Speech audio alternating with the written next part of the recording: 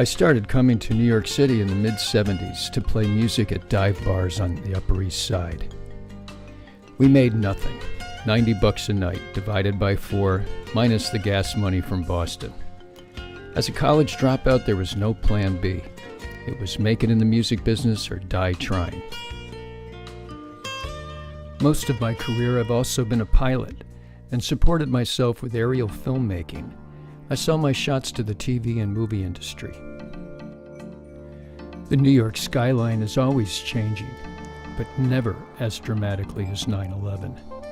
The trades were always my waypoint marker, in a simple way to know exactly how high you were when you were flying down the Hudson Corridor. The Freedom Tower has now replaced that giant hole in the sky, but I'm getting ahead of my story. Back to my early music struggle, getting from the clubs into the studios. The instrumental, electric, jazz fusion music we were playing had served us well in clubs, but never became mainstream in radio, or more importantly, record sales. Knocking on every agent or record company's door with my band's demo tapes was always a bust. Generally, with a fixed-wing aircraft, you need to stick to the river and harbor. But early weekend mornings, sometimes the friendly traffic controllers would allow me to cross Central Park and get a shot looking down the island.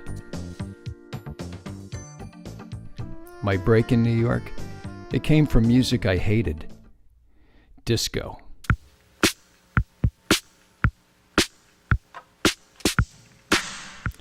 Artist-producer Dan Hartman came to a few gigs and he liked the weird sound I was making on my electric vibraphone.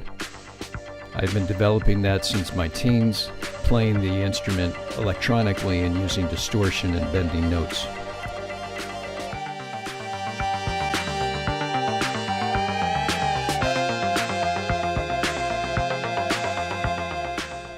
Surprisingly, he asked me to play on a disco track he was writing. I was embarrassed to tell my friends I was playing on a studio session with the same man who wrote Instant Replay, but the double scale, or $275, that was a month's rent. So I drove to his studio in Westport, Connecticut, and I cut the track.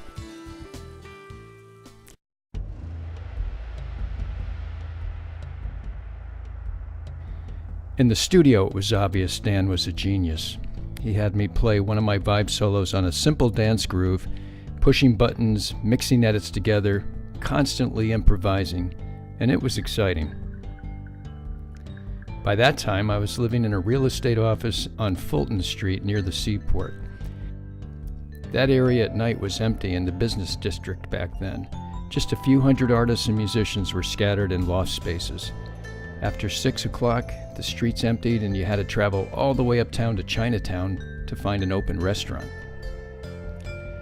Well, Dan's record did become a huge disco hit, Vertigo, Relight My Fire. And as a thank you, he let me use his studio for about a month to cut fusion tracks with my band. The convergence of the Hudson River and the East River, with Manhattan Towers and Governor's Island, it makes a lot of weather for a pilot, and the skies are often bumpy. I've always had my best luck shooting early in the morning or in the evening.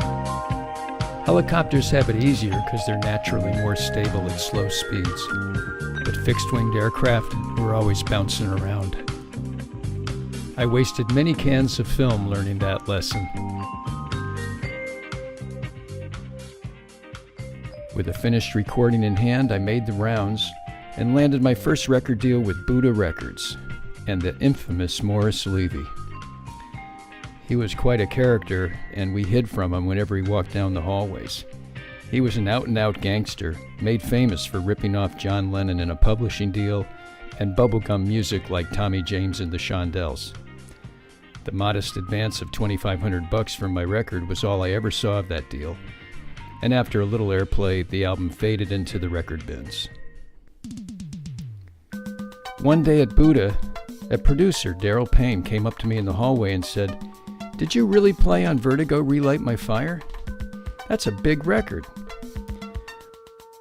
Well, that was enough to qualify me as a dance disco expert, and he wanted to hear my writing and work with me. Daryl came to my apartment, by then a rent control on the Upper East Side, and listened to a few fusion tracks I had put together with a sequencer and recorded on my little cassette 4-track.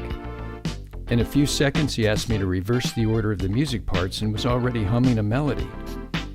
That first tune we wrote together became It's Alright by NV. It became a big dance record hit.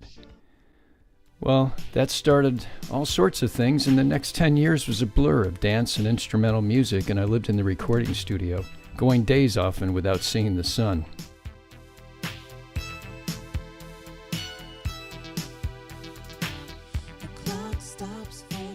After 10 years of working in the studios, I could finally afford to get my pilot's license, and I bought a small Cessna plane the day I passed my flying test.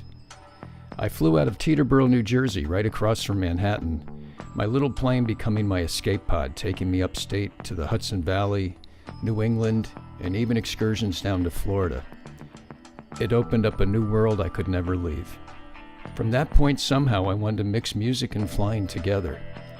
I started experimenting, attaching 16 and 35 millimeter cameras to the wings of my plane and making aerial music videos that I would sell on VHS to places like the nature stores. Eventually, Teterboro was just too expensive and too complicated to try to fly from, and I moved upstate to the Hudson Valley to be near a small airport near Millbrook. The studio business dried up when I moved upstate, and I learned to take pictures on the ground, allowing me to make marketing and training videos for aviation companies. Music is my first love, but I see it from the sky, watching the ever-changing ground below and hearing the sounds of all the patterns and textures. In the years I've flown shooting pictures around the country and even the world, it's apparent that humans are changing the planet at a rapid rate. You have to travel further and further to find nature and beauty that hasn't been impacted by industry and population growth. Shoreline erosion, strip mining, fracking, agricultural waste all stand out from the air. Our little Earth is crying out for respect as we pave every corner. How can I show this and add the love I feel for our endangered home? This is my view, from a lifetime of trying to escape to the realization that it's all we have.